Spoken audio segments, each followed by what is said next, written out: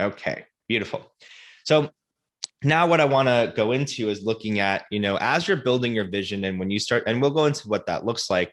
Um, you want to start thinking about, well, how does it look? How does your workday actually look right now? And how far can you actually move along? Right. And the way that, and for a lot of people, they say, oh, I wish I can replicate myself. I wish I can, duplicate myself. I wish I just had more time and more hours in the day. Right. And if this is you, just type yes in the chat just so that I know. Right. It's like, oh, how many of you wish you just had more time? Right. How many of you were like, oh, I definitely don't have enough time in my day and I need all this stuff. And if that's you, just type yes. Right. Right.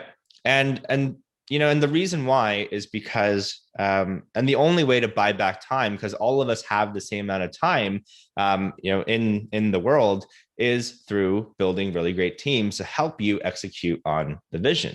Right. So the way that I always look at this is, okay, well, just imagine that you're working with someone and you have one unit of effort given, right?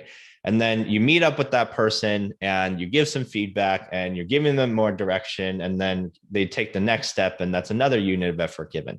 Then you meet up and you give feedback again, and you're reviewing the work and you're telling them what to do again, and then they get another unit of effort that's given, right? And so on and so forth, right?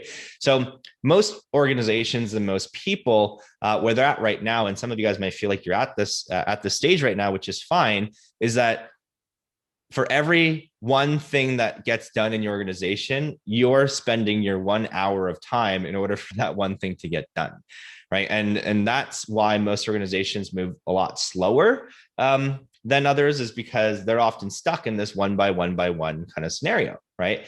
And ultimately, where you want to arrive at is hopefully one conversation allows your team member to take 3 steps forward. Another conversation allows a conversation to take 5 steps forward without you. And this is what truly helps to build exponential organizations, growing organizations, self-led and self-managed organizations.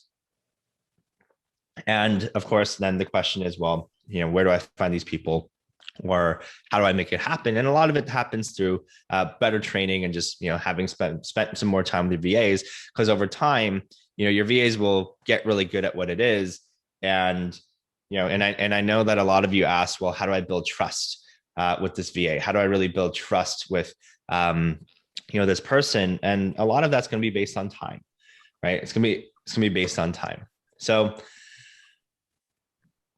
when you're really enrolling the team, right? Because a lot of people say, well, why are they going to work inside of my company versus any other organization that's out there?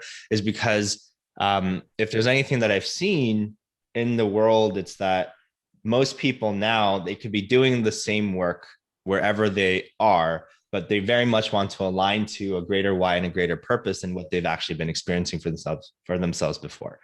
Right. So it's super, super important for you to be able to start with the vision and to communicate your vision, because this is really answering the question, well, of all the places I can be, well, why should I work with you? Right.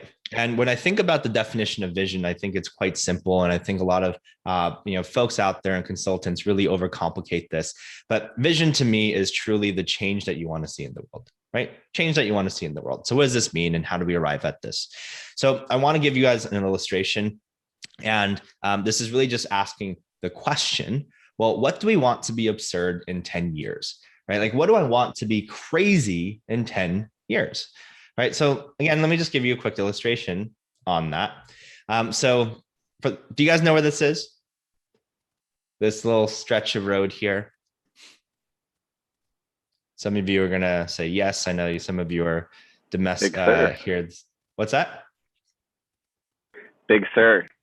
Yes, this is Big Sur, right? So Big Sur is one of the most incredible, beautiful drives in the world, right? And it's probably like one of the scenic drives in California.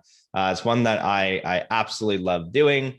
And I just want you to, imagine yourself just driving alongside this road, right? Just imagine you're in a car, you are driving up, you're taking in the majestic ocean that's here, and you're just feeling the breeze, and you just see all the lush green of all the nature and and really just where the water just meets the land, right? So it's such a dramatic impact, dramatic effect, and it's just so powerful. And then all of a sudden, you just, you see this car in front of you and, they just throw this McDonald's bag out the window, right?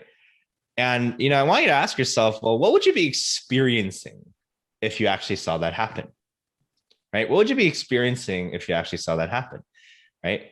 And I'd imagine, it's kind of, yeah, Ben would say that he'd feel rage, right? Anyone else? Like, what would you be experiencing if you actually saw that happen where someone actually tossed a McDonald's bag right out the window, right? And for some of you that have been on this call, you know that we're not actually that far from a time where that was actually quite common, right? Where people used to throw their trash out the window because that's the place to throw trash out, right? And there was a time where that was quite normal.